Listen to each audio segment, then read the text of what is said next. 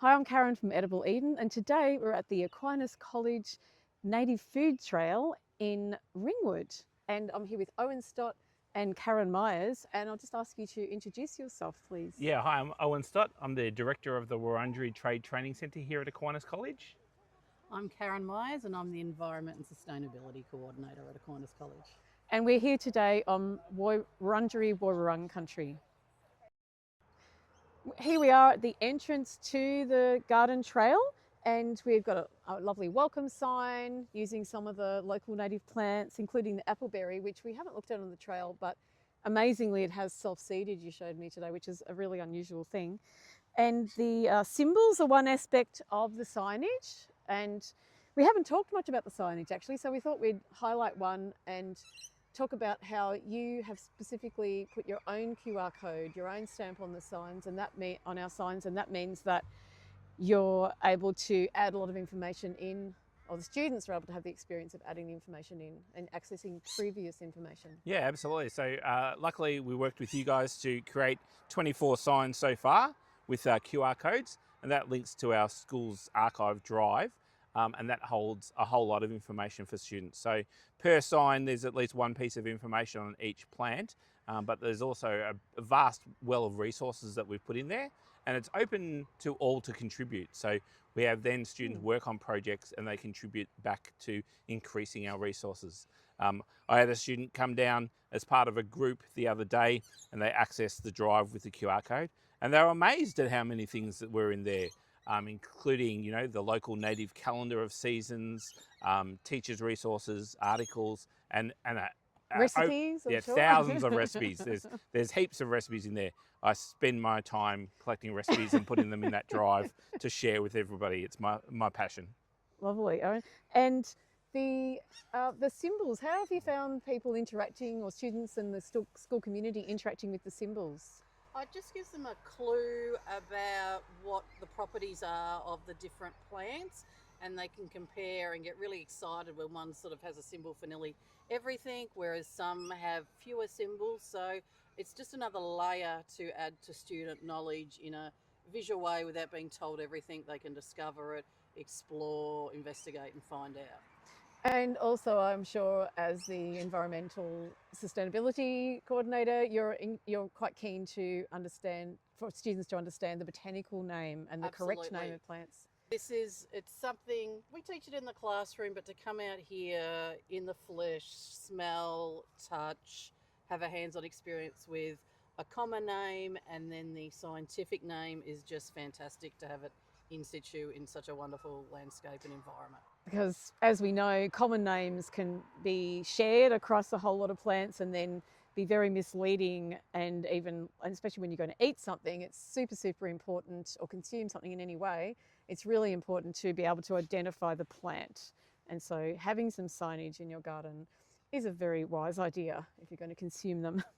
And they're super clear photographs, so sometimes online the photographs aren't that helpful. All our signage, they're really clear for students, so it's just incredible. Well, we are really pleased to hear that. Thank you.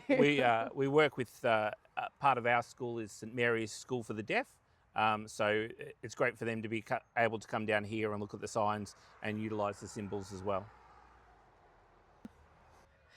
We're looking down the trail here, but I'm really keen to hear about your interaction with the other schools that are in the MAX system, and can you explain what that is and how they've interacted with your garden or trail? Yeah, so we're one of the schools as part of the Melbourne Archdiocese of Catholic Schools.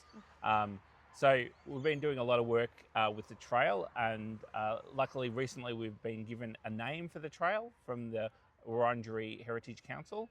So we're looking at making a launch of that with a name for the trail, and then we'll be able to work with more schools and share that.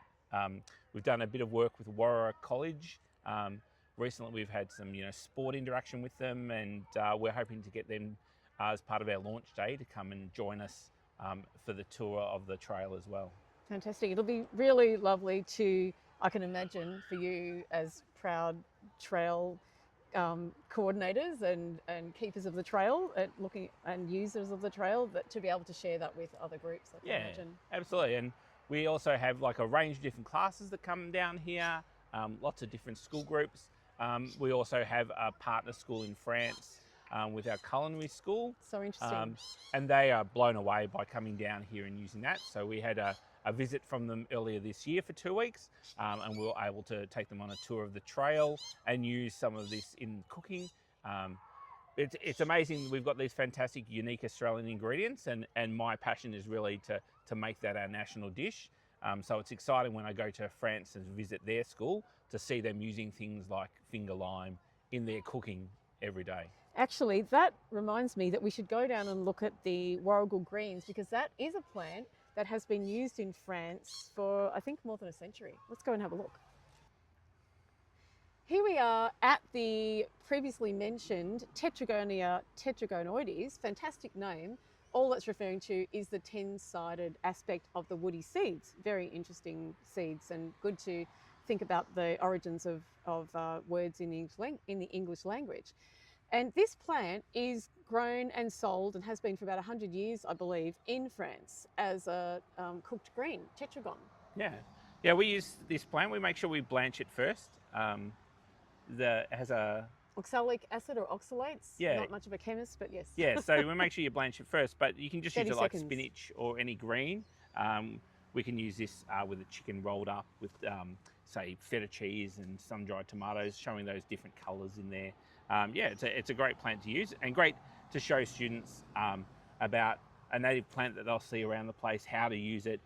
Very accessible and very close to something that they might already know how to use.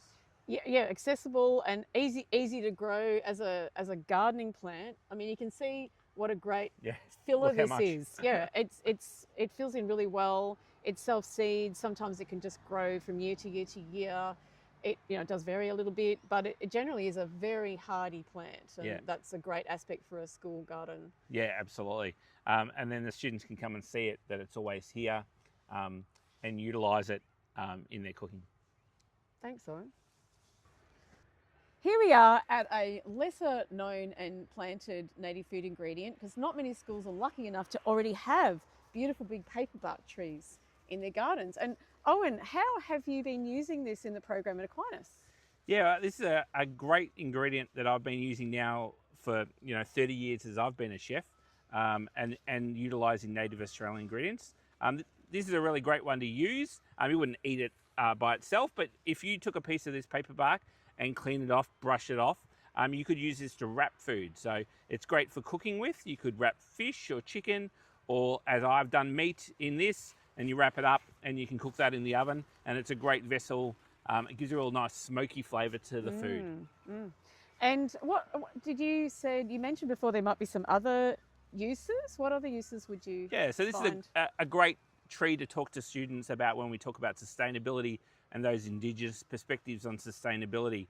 We talk about how this could be a plate to eat your dinner off. Beautiful. The paper bark is waterproof, so you could make a pot out of it. You could carry things out of it. You could make a little vessel out of it to carry things. It could be aluminium foil. It could be Glad wrap. A whole range of things, and it just constantly grows and is always there when you need it. It's beautiful, and it has a gorgeous silky feel too. Great tree. Yeah, great tree.